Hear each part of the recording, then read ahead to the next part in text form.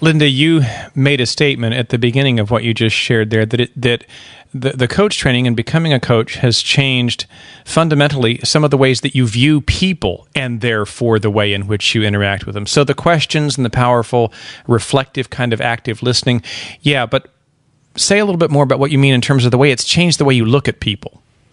Well, let me give you an illustration that is that sort of says it all.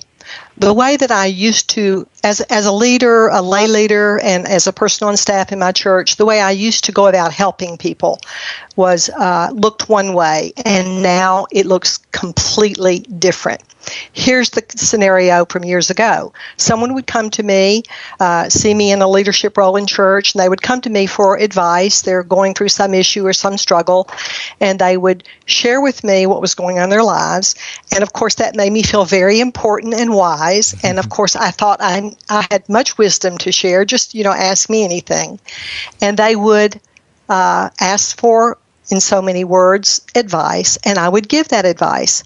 And if I gave good advice, they would go away feeling helped, they would feel better, and they would come back for more. And they would come back for more and more.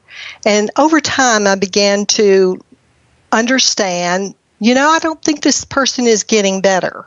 I don't think they're really getting any traction. Nothing's really changing. And while they would go away and feel better for the moment, it wouldn't last. It wasn't sustainable, so to speak. And I would end up being very worn out. Okay?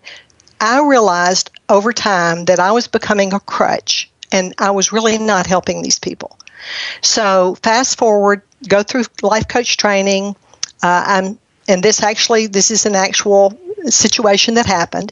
I'd been coaching this young lady for a little while, and she had an amazing insight, and we were sort of celebrating the moment and saying, wow, that's so great. You had this insight, just a big light bulb went off in her head, and she turned to me and she said, Linda, thank you so much.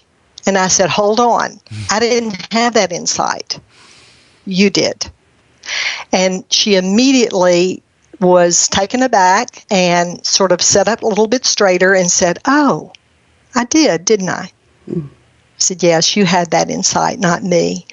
And then she thought a minute. She said, well, I said, all I did was ask a few questions and maybe offer some support. And she said, well, thank you for that. And I said, you're welcome, but I can't take credit for the insight, the breakthrough. And that's a real good picture of how everything started to change. And the principle beneath that is the principle that I learned in life coach training, and that is you, the client, is an expert on your own life, not me. And I thought erroneously at some level I was the expert on someone's life when they've shared with me 10 minutes about this issue. And that's such an arrogant, foolish way to think. And now I realize what you taught, Chris, was so true. You are always the expert on your own life. And that helped me to learn how to believe in people and how not to judge people, how to understand that they can come to their own insights with good encouragement and support and some well-thought-out questions. If I did come up with a solution for you in your life, the next step would be to convince you to accept my solution to your problem. Mm-hmm. And that's a whole nother set of, challenges. So the pressure's off the coach. And, we simply need, and it's not easy. It's hard for someone like me who likes to talk to actually be quiet, listen, and let my curiosity take over and lead me to good questions. And Chris, I just have to tell this. I don't know if you remember this or not, but when I was in coach training with you, we were on the phone and we were having a class, and I asked the question, so what do you do, Chris, if you really tend to just talk a lot? I mean, what do you do? And Chris was very profound and said, bite your tongue. And I said, well, no, yeah, but what do you do? What do you really do? Bite your tongue, Linda. And I said, yeah, but what? Bite your tongue. Put your tongue between your teeth and bear down till it hurts, Linda. I have never forgotten that, Chris. That's beautiful. So thank you. I have passed that along to countless women. So thank you. Well, that's a pretty funny story. And Kim, I know you're chomping at the bit to ask a question here, so I'm going to pass it to you, but I got a riff off of that there. The reason I could say that so authoritatively doesn't have anything to do with me being somebody who likes to have the answers. Of course, you realize that. Right. I think it illustrates the difficulty that so much of what we learn in becoming a really proficient coach is what we're unlearning.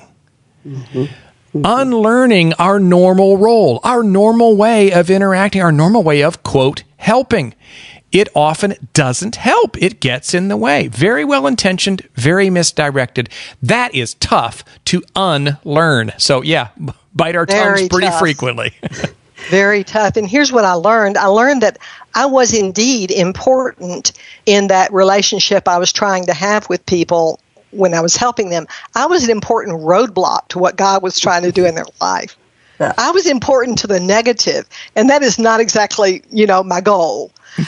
So I have had to unlearn, a lifetime prior to coach training. And I'm thankful for the experience. I can't tell you how thankful I am for it.